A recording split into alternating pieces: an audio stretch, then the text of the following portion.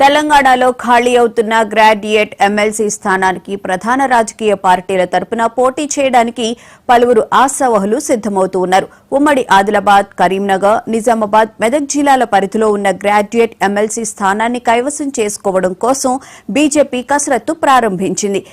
BJP OBC రాష్ట్ర కార్యదర్శిగా ఉన్న గటిక క్రాంతి పట్టభద్రుల ఎమ్మెల్సీ స్థానానికి తన పేరు పరిశీలించాలని అధిష్టానాన్ని కోరుతున్నారు. టికెట్ వస్తే గెలుపు తనదే అంటున్న బీజేపీ నేత క్రాంతితో మా ప్రతినిధి శ్రీనివాస్ ఫేస్ టు ఫేస్. తెలంగాణలో గ్రాడ్యుయేట్ ఎమ్మెల్సీ ఎన్నికలకు సంబంధించి సమయం దగ్గర పడడంతో ప్రధాన పార్టీలకు సంబంధించినటువంటి అభ్యర్థులు ఆశావాహులు ఎవరైతే ఉన్నారో అభ్యర్థులుగా పోటీ చేయడానికి అయితే సిద్ధపడుతున్నటువంటి పరిస్థితి కనిపిస్తుంది. ఇప్పటికీ కాంగ్రెస్, బీజేపీ నుంచి అయితే పలువురు తమ తమ పార్టీలకు దరఖాస్తు చేసుకున్నటువంటి పరిస్థితి కనిపిస్తుంది. వాటితో పాటుగా పలు చోట్ల విద్యావంతులు, అదేవిధంగా విద్యా సంస్థల నిర్వాహకులు కూడా గ్రాడ్యుయేట్ ఎమ్మెల్సీ ఎలక్షన్లో పోటీ చేయడానికి సిద్ధపడతా ఉన్నారు. ముఖ్యంగా భారతీయ జనతా పార్టీకి అయితే ఉత్తర తెలంగాణలో బలంగా ఉంది.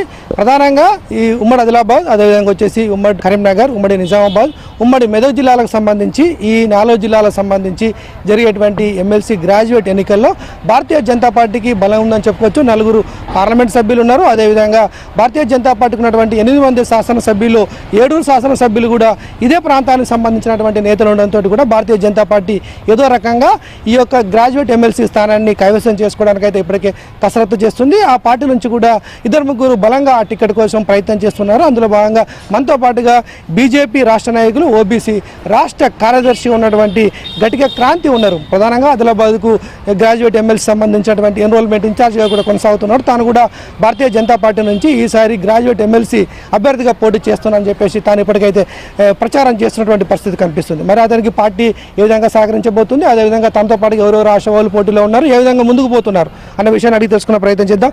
చెప్పండి, ముఖ్యంగా మీరు Bharatiya Janata party MLC graduate ఎన్నికల్లో పోటీ సిద్ధపడతా ఉన్నారు. పార్టీ నుంచి ఎలాంటి క్లియరెన్స్ ఉంది, అదేవిధంగా పోటీ చేయాలనుకున్నటువంటి మీరు ఏ విధంగా ముందుకు పోదలుచుకున్నారు?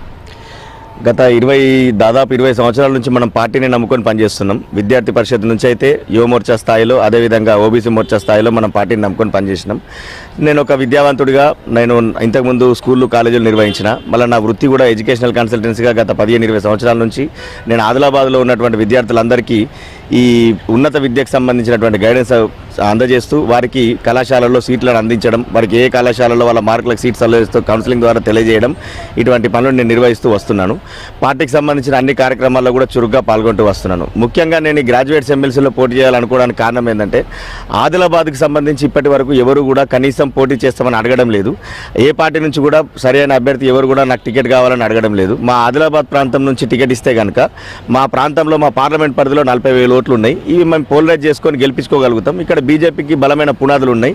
అదేవిధంగా పూర్వ విద్యార్థి పరిషత్ నాయకులు కానివ్వండి, శిశు మందిర్ పూర్వ విద్యార్థి నాయకులు కానివ్వండి, వాళ్ళందరూ బలంగా ఇక్కడ ఉన్నారు. వాళ్ళందరి సహకారంతో నేను గెలిచి బయటకు వస్తానని నమ్మకం ఉంది. కాబట్టి మా పార్టీ అగ్రనాయకులందరినీ కలిసి నేను టికెట్ కావాలని కోరుతున్నాను. ముఖ్యంగా నిరుద్యోగులకు ఈ గ్రాడ్యుయేట్ ఎమ్మెల్సీలో మీరు ఎలాంటి వాగ్దానాలతోటి మీరు పోదలుచుకున్నారు, అదేవిధంగా భారతీయ జనతా పార్టీ కూడా గ్రాడ్యుయేట్ ఎలక్షన్లో ఎలాంటి ఎజెండాతో ముందుకు పోదాలనుకుంటుంది? దీన్ని కేవలం నిరుద్యోగులకు సంబంధించిన ఎన్నిక కిందకే దీన్ని గ్రాడ్యుయేట్స్ ఎమ్మెల్సీని పరిమితం చేస్తున్నారు. యాక్చువల్గా గ్రాడ్యుయేట్స్ ఎమ్మెల్సీ అనేది చాలా ప్రతిష్టాత్మకమైనది. ఈ పట్టభద్రుల ఎమ్మెల్సీకి సంబంధించింది ఏంటంటే ఇది చాలా విస్తృత పరిధికి సంబంధించింది. ఇందులో నిరుద్యోగులు, ఉద్యోగులు, ప్రైవేటు రంగంలో ఉద్యోగులు, గవర్నమెంట్ రంగంలో ఉద్యోగులు, అదేవిధంగా డాక్టర్లు, ఇంజనీర్లు, అన్ని రంగాలకు సంబంధించినటువంటి విద్యావంతులు అందరూ, డిగ్రీ పాస్ అయినటువంటి 3 సంవత్సరాలు కాలపరిమితి డిగ్రీ పాస్ అయి ఉన్నటువంటి వాళ్ళందరూ కూడా ఈ ఎన్నికలో ఓటు వేయడానికి అర్హత సాధిస్తారు.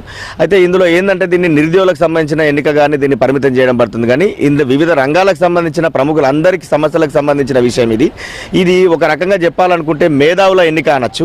ఈ పరిధి లోపల 43 నియోజకవర్గాలు, అసెంబ్లీ నియోజకవర్గాలు వస్తాయి. కొత్త జిల్లాలు 15 వస్తాయి. పాత ఉమ్మడి జిల్లాలు 4 జిల్లాలు వస్తాయి. ఇది ఒక రాష్ట్రంలో ఒక 1/3 అంటే 120 నియోజకవర్గాలతో ఒక రాష్ట్రం మొత్తం మన తెలంగాణ రాష్ట్రం ఉన్నది. ఇందులో ఒక 3వ వంతు భాగం, 43 నియోజకవర్గాలు అంటే 3వ వంతు భాగం మేధావుల వాయిస్కి సంబంధించినటువంటి ఎన్నిక. ఇది పార్టీ చాలా ప్రతిష్టాత్మకంగా తీసుకుంటుంది. ప్రముఖ పాత్ర నిరుద్యోగులదే ఉంటుంది. ఎందుకోసం అంటే గవర్నమెంట్ అందరు నిరుద్యోగులు టీఆర్ఎస్ వద్దనుకొని కాంగ్రెస్ పార్టీని గెలిపించుకొని రాష్ట్రంలో అధికారంలోకి తీసుకొచ్చుకున్న తర్వాత వాళ్ళు అనేక రకాలైన హామీలు ఇచ్చిండ్రు. ఎన్నో నోటిఫికేషన్స్ రిలీజ్ చేస్తామన్నారు. ఇప్పుడు మొన్న జరిగినటువంటి గ్రూప్ 1 భర్తీల ప్రక్రియలో కూడా మీరు గమనించి ఉంటారు. జీవో నెంబర్ 29 అనేటువంటి దాన్ని ప్రకటించి దాని ద్వారా భర్తీలు చేస్తామంటే విద్యార్థులందరూ కానీ నిరుద్యోగులందరూ ఎటువంటి ఆందోళనకు గురైండ్రు, ఎటువంటి ఆందోళన కార్యక్రమాలు నిర్వహించినో మీరు అందరూ చూస్తున్నారు.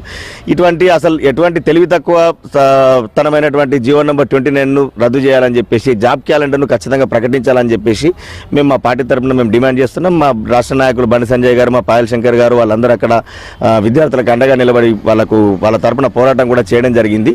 మా పార్టీ తరఫున ఎప్పుడు కూడా నిరుద్యోగులకు మేము అండగా ఉండడానికి ప్రయత్నం చేస్తాం. ఇది ప్రధానంగా బీజేపీ నుంచి ఎమ్మెల్సీ గ్రాడ్యుయేట్కు అభ్యర్థిత్వాన్ని ఖరారు చేయాలని చెప్పేసి పార్టీని అభ్యర్థిస్తున్నటువంటి క్రాంతి చెప్తున్నాడు. ముఖ్యంగా తాను విద్యార్థి దేశం నుంచి కూడా భారతీయ జనతా పార్టీకి అనుకూలంగా పనిచేస్తూ వచ్చాను. అదేవిధంగా పార్టీ ఏ కార్యక్రమం అప్పచెప్పినా కానీ ఆదిలాబాద్ జిల్లాలో పార్టీ బలోపేతానికి కృషి చేశాను. స్థానానికి సంబంధించి అయితే పలువురు బీజేపీ నుంచి అయితే పోటీకి సిద్ధపడతా ఉన్నారు. కాబట్టి తనకు ఖరారే అవకాశం ఉంటుందని చెప్పేసి అయితే ఆశాభావాన్ని అయితే వ్యక్తం చేసినటువంటి పరిస్థితి కనిపిస్తుంది. ఓవరాల్గా మాత్రం గ్రాడ్యుయేట్ ఎమ్మెల్సీ సంబంధించి అభ్యర్థుల హడావిడి అయితే ఇప్పటికీ 4 జిల్లాల్లో కొనసాగుతుంది. ఇప్పటికైతే ఎవరికి వారు పోటాపోటీగా ఎన్రోల్మెంట్ చేసుకోవడం జరిగింది. ఎవరికి వారు కూడా ప్రచారాన్ని అయితే కొనసాగిస్తున్నటువంటి పరిస్థితి కనిపిస్తుంది. చూడాలి మరి ప్రధాన పార్టీలు ఎవరి టికెట్లకు ఇస్తాయి, అదేవిధంగా ఇలాంటి ఎజెండా తోటి వీళ్ళందరూ ముందుకు పోతారో వేచి చూడాలి. వీడియో జర్నలిస్ట్ సంతోష్ కుమార్తో కలిసి శ్రీనివాస్, ఆదిలాబాద్.